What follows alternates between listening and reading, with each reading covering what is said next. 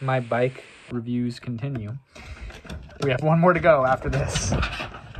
You're getting tired of it. Sorry, my luscious wife is not going to be on this review. She said that she didn't watch enough of it to fairly give her opinion. So it'll just be yours truly. No eye candy tonight, folks. Your old pal Corey, my notes, and bad camera work, which is what this channel is known for. And every once in a blue moon, someone will comment something terrible and a little bit of me will die. 1986, directed by Tom Donnelly. Looked him up. He's mostly known for TV stuff. Quicksilver. Kevin Bacon in 2008 said this was the absolute lowest point in his film career, having starred in this movie. There's also bit parts by Louis Anderson, not a talking part. Lawrence Fishburne, the girl that plays the fiance for Bill Paxton in Twister. What's her name? Jamie Gertz of Twister. It says it right on the box. She also plays a girlfriend of Jerry Seinfeld on Seinfeld. I probably watched this movie right around the same time, 2009, 2010, when I had first watched Breakaway. Because now we're doing all the bike movies, remember? And I think that I watched these two films from Blockbuster Video Rental back then consecutively because my friend Jonathan had got me into fixed gears. I had a Mossy fixed gear bike, but although I couldn't do the fixed, and so I had them add a freewheel on it so I could coast. This is basically about a guy, I guess they call it a coming-of-age / crime genre.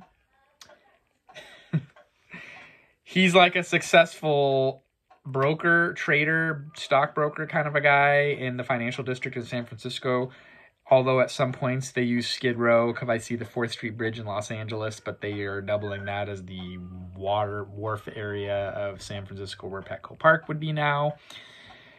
Anyway, this movie is not very well received, even by Bacon, as I mentioned earlier. 13% Rotten Tomatoes score, 5.7 out of 10 IMDb. And Google users, 78%. And I think that is more of a fair review because I did not think the film was as bad as a lot of the other people gave it credit for.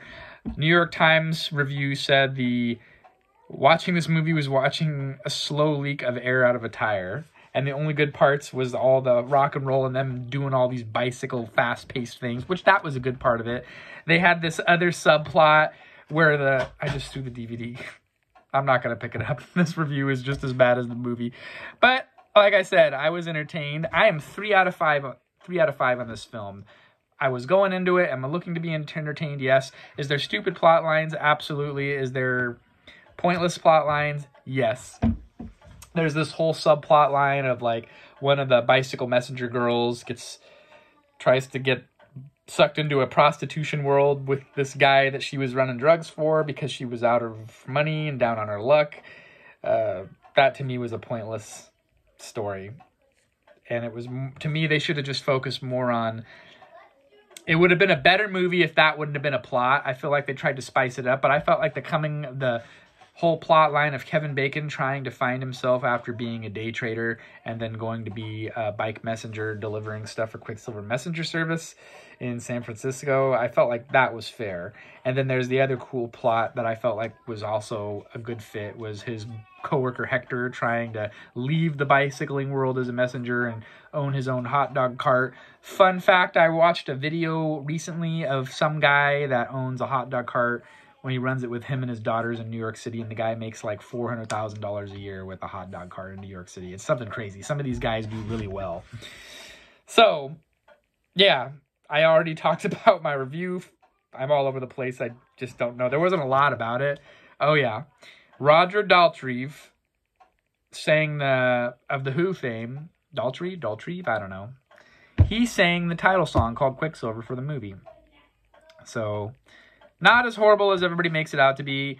It has another great 80s soundtrack like this movie did. To me, I would call this movie one of the must-see movies of the 80s. It's cheesy, but it's like a fun movie.